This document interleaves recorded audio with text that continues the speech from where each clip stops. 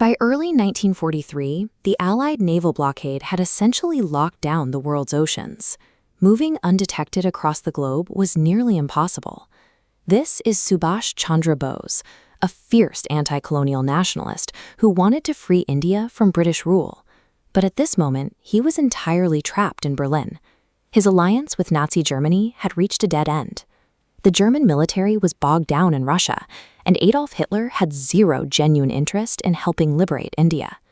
Half a world away, however, the geopolitical tides were shifting.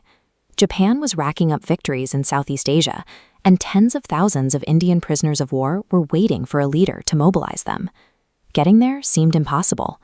Allied ships controlled the surface, and flying was out of the question. To reach Asia, Bose would have to leave his wife and newborn baby behind and take the only remaining route.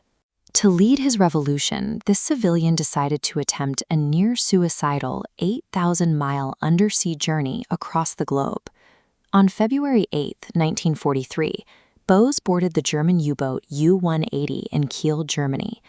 The submarine had to navigate a stealthy, highly dangerous route down the entire length of the Atlantic to evade Allied patrols. Inside the hull, the conditions were severe.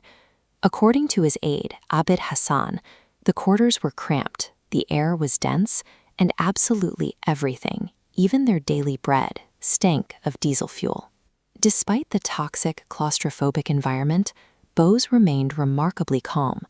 When the sub crossed the equator, he even participated in a bizarre moment of levity, undergoing a mock baptism by a German sailor dressed up as Lord Neptune. But surviving the brutal physical and psychological toll of the Atlantic crossing was merely the prelude to the most dangerous naval maneuver of the entire war. By April 1943, the U-180 had rounded the Cape of Good Hope and entered the waters southeast of Madagascar. Here, in the open, choppy ocean, the German crew executed a highly coordinated rendezvous with a second vessel, the Japanese submarine I-29.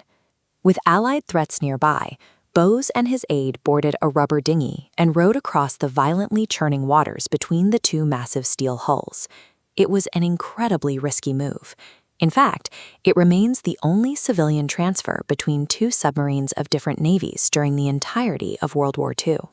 This single, wildly improbable mechanical maneuver acted as the literal, physical bridge for his shifting geopolitical alliances.